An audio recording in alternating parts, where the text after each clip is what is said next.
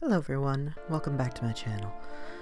I realized in my last video I did not really explain very well how to sew pants, so this time that's what we're gonna do. And I'm gonna get my mini-me a new pair of jeans. First thing you need is a pattern. I got mine off a factory pair of Monster High pants. What you want to do is hem the waistline and hem the legs before you do anything else, and then sew up the inseam. Not entirely, just enough to leave room for the button. Now that's done, the hemming's done, you'll notice I used an orange to make it look like top stitching on a real pair of jeans. It's good, the stitching will be visible, so you're gonna have to decide if you want it to look like that or if you want to make a similar thread color.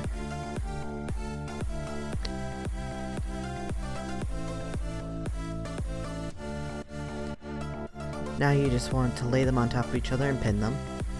And this is where you'll sew the inseam. From one side of the V to the other, but not all the way on one side. So, because if you do, you won't be able to get it over your doll's butt. So it's more like from 3/4 of the way back up.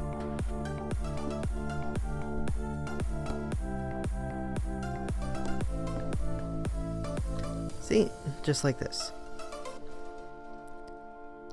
Now that that's done, it's the complicated part. You need to flip it apart and then put the right sides of your pants leg together. Pin that.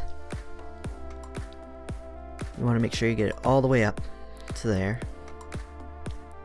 And then once you have it, you want to sew all along that line from top to bottom.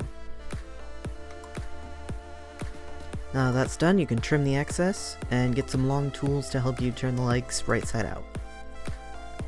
Don't get too frustrated with this. It can take a bit of force and convincing, but you can do it. It's a lot harder on fabrics like denim though. And then you just need to add a closure. I like to use the size 1 Dritz buttons, little sew-on snaps. You can use Velcro or anything else you have, but this is what it'll look like in the end. So thank you for watching. I hope that explains things a bit better. And thank you very much to everyone who's taking a look at my channel. Like and subscribe if you want more.